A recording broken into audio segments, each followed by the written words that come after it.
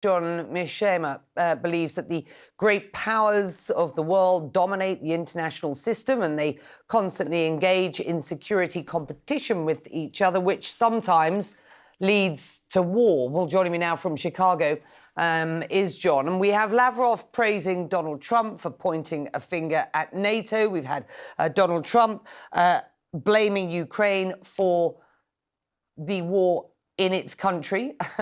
What's your perspective on where we are at and this newfound US-Russia relationship, burgeoning relationship, or rapprochement, if you will?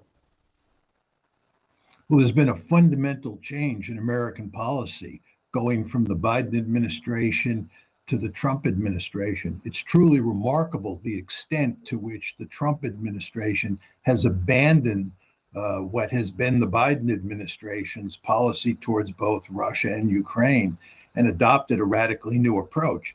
And now what you have is a situation where it sounds like the Europeans who talk like the Biden administration are operating on a different planet than the one that the Trump administration is operating on.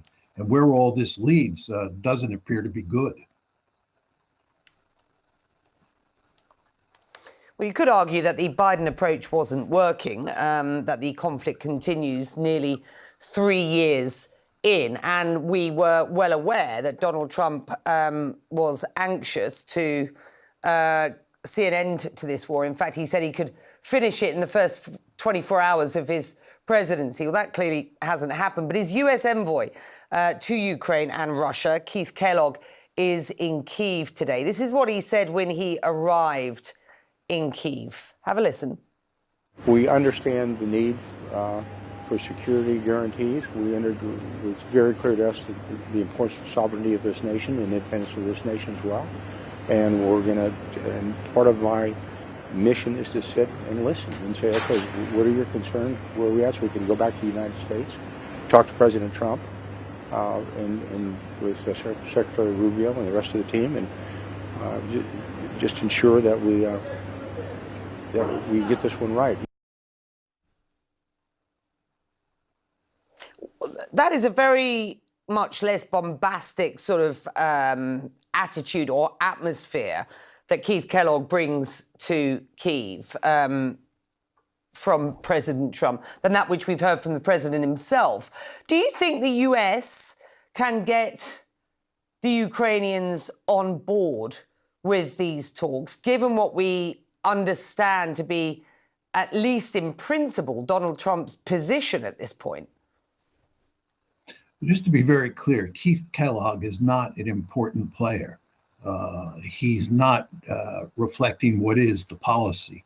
Pete Hegseth, the Secretary of Defense, laid out what is NATO policy in Brussels on February 12th. That's last week.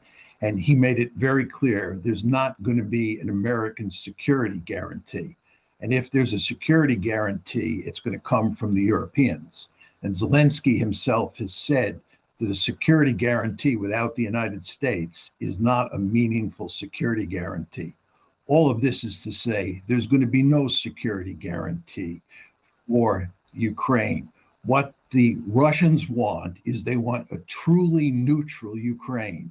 And the only way you get a truly neutral Ukraine is where there is no NATO security guarantee, whether it's with or without the United States.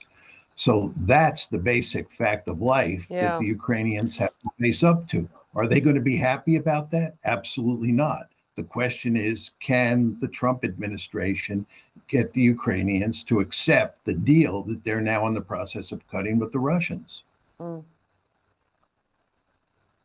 And that is the question. Do you believe at this point that that is likely? Well, let me just tell you what I think the deal looks like. I think there are three key ingredients in the deal. There are a number of other ingredients, but the three key ones are, first of all, the West and Ukraine has to accept the fact that Russia has annexed 4 Ukrainian oblasts plus Crimea. The West and Ukraine have to accept that. That's number one. Number two, Ukraine has to be a genuinely neutral country. There can be no security ties with the West. And number three, Ukraine has to be substantially demilitarized so that it does not have much military capability, because the Russians don't want Ukraine to be a threat to Russia. Those are the three key ingredients, in my opinion, of the deal.